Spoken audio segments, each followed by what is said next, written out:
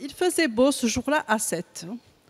Le pétrolier Guni était installé au poste P2. Il était chargé de gasoil et devait quitter son quai. C'était le 27 juin 1977. Toutes ces citernes sont pleines, excepté le tank numéro 1, afin d'équilibrer un peu le poids du navire. Alors, le Guni est un navire qui a été construit en Suède en 1951. Il bat pavillon finlandais. Il appartient à la société Marieman, exactement. Bon, vous voyez un peu son descriptif. Sa longueur, 164 mètres. Vous voyez, il y a un gaillard à l'avant, un château à l'arrière. Et tout le long de ce navire, il y a une passerelle en bois afin que les matelots puissent parcourir tout le long du navire sans avoir de problème, en étant un peu à l'abri. À bord, 35 hommes d'équipage. Le commandant et le commandant Mackie. Tous les contrôles sont OK. Là, vous pouvez voir le plan. Alors, on voit les différents tanks. Il y en a, je pense, 5.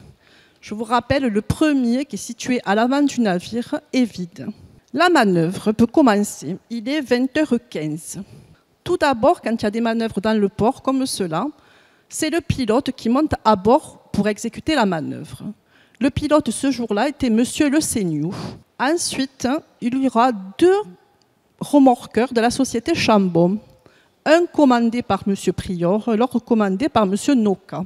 Et ensuite, les lamaneurs. Ce jour-là, ils étaient 8, normalement seulement 6. Mais ce jour-là, pour renfort, ils étaient 6. On commence à larguer les amarres, tranquillement.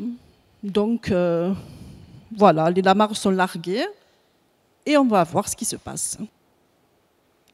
Lorsqu'une amarre de devant est larguée, le treuil se met en marche, le treuil avant se met en marche. Et c'est à ce moment-là qu'un bruit un peu sourd résonne aux oreilles des gens et que l'explosion se passe. Le treuil de 12 tonnes qui était situé à l'avant est projeté de 75 mètres, pour vous dire la force de l'explosion.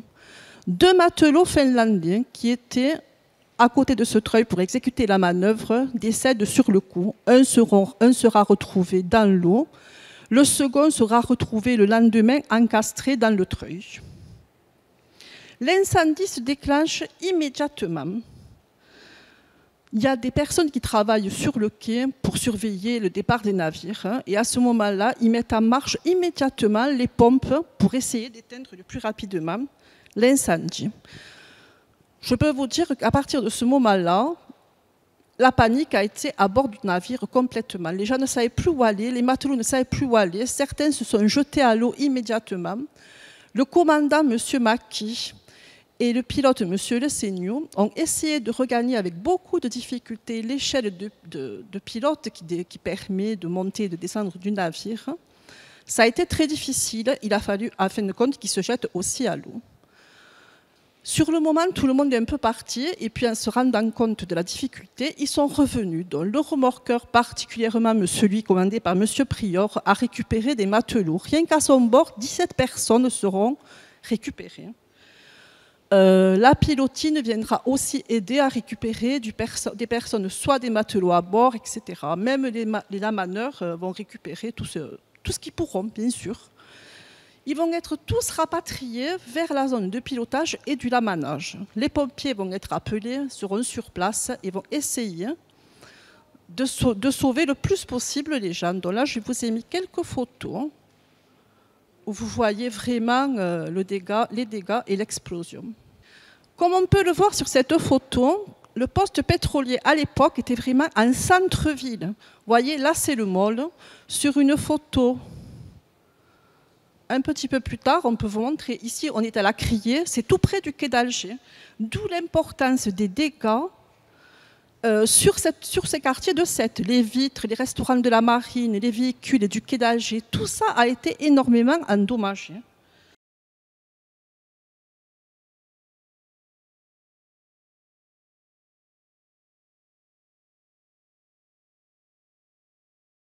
Ça a été compliqué d'éteindre cet incendie parce qu'il restait énormément de pétrole dans le bateau, bien sûr. Il y aura des blessés graves, plus ou moins. Donc un des plus graves, bon, il y avait 2 personnes décédées qui étaient des pêcheurs, des marins finlandais. Et ensuite, un des plus gravement blessés, c'est un employé du lamanage. C'est mon mari. Donc lui, il va être secouru par une voiture qui passera. Il va arriver par ses propres moyens à regagner le quai d'Alger. À ce moment-là, un véhicule va le prendre en charge, un véhicule banalisé, l'amènera à l'hôpital, mais vu l'état de gravité de ses blessures, il va être ramené sur les lieux de l'accident. Avant la psychologie, ce n'était pas le fort des secours, et va être héliporté sur les hôpitaux de Montpellier. Là, le monsieur qu'on voit avec une chemise, c'est mon beau-père. Il avait regardé la manœuvre du bateau de son balcon et bien sûr, il a vu l'explosion. Donc, il est vite venu sur le quai, mais il ne pourra pas repartir par hélicoptère si ce n'était pas possible. Ça, ce sont 2 autres lamaneurs qui, voyez, des tonnes et des tonnes de limailles incandescentes ont été projetées lors de l'explosion. Donc là, c'est M. Martinez et M. Dominguez qui reviennent. Alors, beaucoup de lamaneurs et d'autres personnes qui seront à bord seront surtout cisaillés, ils ont été abîmés parce que, bon voilà, c'est la limaille incandescente et ça a fait énormément de dégâts sur eux-mêmes. 2 personnes, je pense, seront transportées ensuite à l'hôpital de Sète, mais leurs blessures seront de moindre gravité. Donc on va procéder, quand l'incendie va être maîtrisé vers les 22 heures, il va être décidé de déplacer l'épave du poste P2 où il était amarré pendant la manœuvre, on va le mettre au poste P1, parce que c'est un poste qui est plus sécurisé et surtout où on va pouvoir installer un barrage anti-pollution. Donc voilà, ils vont essayer de faire ça. Et en même temps, ils vont demander aux marins-pompiers de Marseille d'envoyer sur site un navire qui s'appelle le Louis Collet, qui va venir pour procéder un peu à tout ce qui se passe, à essayer d'arrêter les incendies définitivement, de descendre dans les tanks, etc. Il arrivera sur zone à 3 heures du matin. Donc là, vous voyez, sur le bas, on voit déjà un peu les barrages anti-pollution. Ici, tout le long du navire. Il restait en réalité dans les différents tanks 600 tonnes de pétrole. Donc il va falloir les évacuer. Mais bon, malheureusement, il va en rester une bonne quantité, surtout dans le tank numéro 1, parce que bon, on n'a pas pu tout retirer vu l'état du navire. Je vous montre différentes photos pour voir vraiment l'état du bateau. Sur les photos en couleur, on voit que vraiment le pont avant a carrément été arraché. Et comme vous allez le voir sur la photo suivante, il s'est enroulé sur le château central comme une boîte de sardines. On dirait qu'il a été tout enroulé, qu'il s'est mis sur lui-même. Voilà. Il y aurait pu avoir beaucoup plus de gens décédés à bord du navire, ça c'est évident. Alors, le navire, il sera décidé de le vendre à la société Mugnani. Elle l'achètera le 17 août. Vous voyez, les choses ont été très rapides. Il sera évacué sur le port de Marseille en octobre 1977, donc quelques mois après, juste là. En mars 1979, les différents rapports établis par différentes personnes, c'est-à-dire des spécialistes un peu, vont rendre leur compte rendu à M. Lapierre du tribunal de grande instance de Montpellier. Alors, il semblerait, maintenant on en est pratiquement sûr, mais sur le moment c'était un peu plus en pointillé, on ne savait pas trop exactement, que M. Macky, le commandant du bateau, était en train de faire du dégazage pendant la manœuvre, ce qui est absolument interdit. Mais bon, il le faisait parce que soit il était en retard, soit ce n'était pas très, très sérieux.